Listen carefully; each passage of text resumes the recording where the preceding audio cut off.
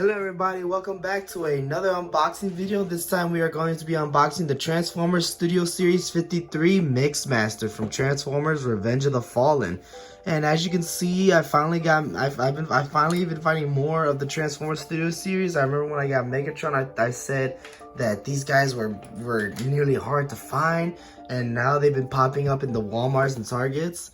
Also, if my voice sounds different, I've caught a cold in the past week, so you know, I'm still trying to get over it. I have some medicine, but you know, so if I have to clear my throat or cough, just know that might happen. I'll try to edit them out if I can, but let's go ahead and start unboxing this guy. And so, like I said, I believe it was Walmart that I think it was actually it was Target where I picked this guy up. But originally he was from Walmart. I saw him at Walmart. I passed up on him, and then when I tried to come back and get him, he was gone. And by the way, if you can't tell, the background is the Pyramid of Giza from Revenge of the Fallen. That's what all the Devastators have been. And so yeah, you can already tell that there's Devastator's head right there. Let's see if we can just cut this guy out. I'm not gonna bother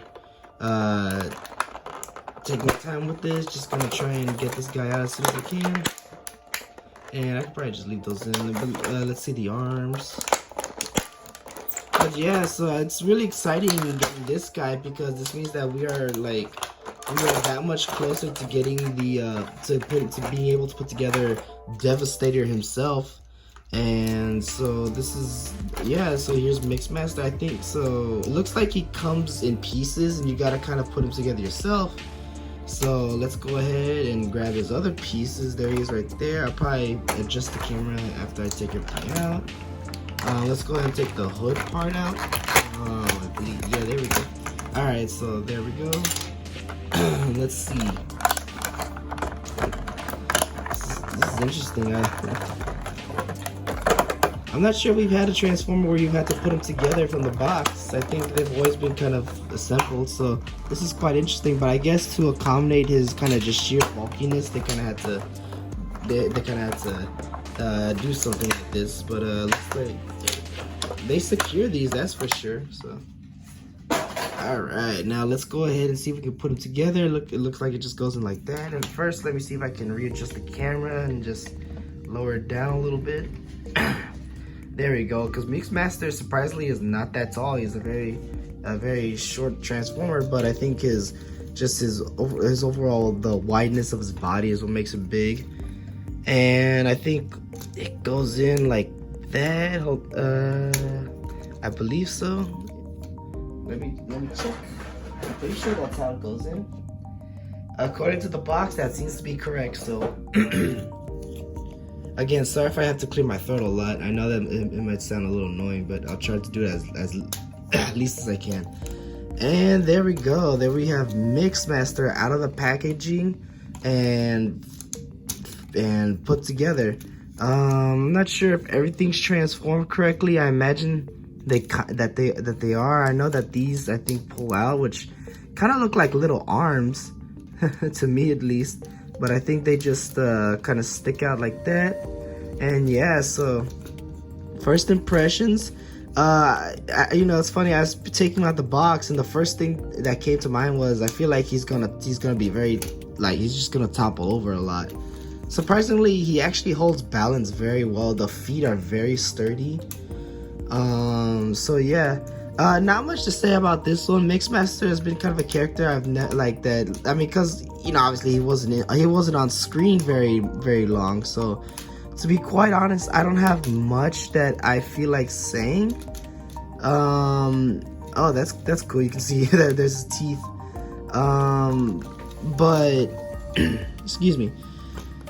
Yeah, I don't know. I just don't have really much to say about him, other than I think that the Studio Series did a very good job, replicating kind of what he looked like in the movie from the few scenes that we do see of him, which aren't a lot because he's not in the movie that much. There's the real version turns into Devastator, and then there's the drones that come in that you see throughout the movie. The only thing I wish that they could have done, and this might have made him too back heavy, again, sorry for my voice, It probably would have made him too back heavy. I wish they brought in the gimmick that the old Revenge of the Fallen toy had, where he could like do like the movie and just have the cannon come out of his back and flip over. I think that would have been pretty cool. But again, that might have, it might have made him too back heavy and probably not worth the engineering, considering this guy's already a triple changer. You know, he turns into the vehicle, robot, and Devastator, and then to add on to that, you putting on a gun mode would have been like too much. So I understand. I mean, I understand it. It would have been cool. Something I didn't know is that apparently Mixmaster only has 2 fingers. So that's interesting. It's weird. I didn't know that. I mean, unless he has 4, but it looks like right here he has 2. So that's weird. Definitely alien looking. Very cool. Plastic quality feels very good. The joints feel really sturdy. So it doesn't feel like he's gonna be toppling over pretty soon. Painting is pretty good. It's flat. I know a lot of people will complain about that. A lot of people have complained about that. It's very flat paint scheme, but I mean, for me, it works. It's different. It's it separates it, because so far the Constructicons have been very bright, colorful. Long Haul is green, Rampage is red. Scrapper, Scavenger, and Scrap Metal, they're all going to be yellow. So this is so having him as kind of one of the few like grayish characters is pretty cool. Or to me it's fine. I don't mind it.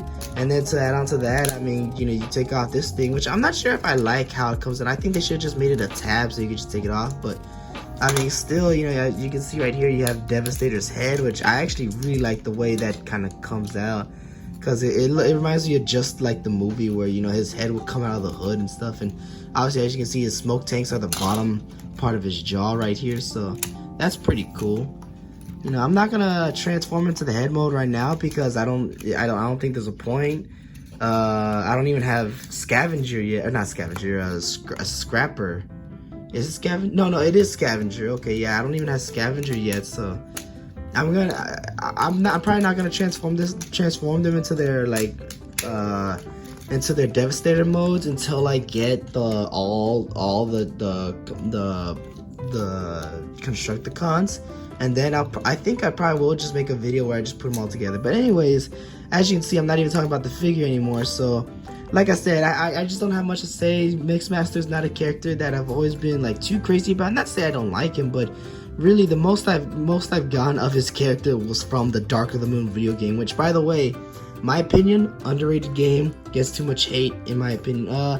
But yeah, I mean, he was a pretty cool boss in that. But I remember him being like 3 times the size of Ironhide, which I thought was funny because I think in the movie and in this scale he's like probably about Ironhide's height, maybe like a little smaller. So I thought that was funny that in the game they make him like this towering monster, when in reality, not really the case. But anyways, I think that's gonna be it. So yeah, if you enjoyed this video, I hope if you enjoyed just seeing this guy, I'll probably post pictures of him in my Artistgram page. I've been kind of lacking on that lately, so I'll try and get back to doing that. But if you want to see pictures of my sculptures or any of my collectibles, you can just check out my Artistgram page, Giovanni Arts and Collectibles. That's where I post pictures of these guys and everything else. Other than that, I can't think of anything else to say, so just have a great day and see you in the next video.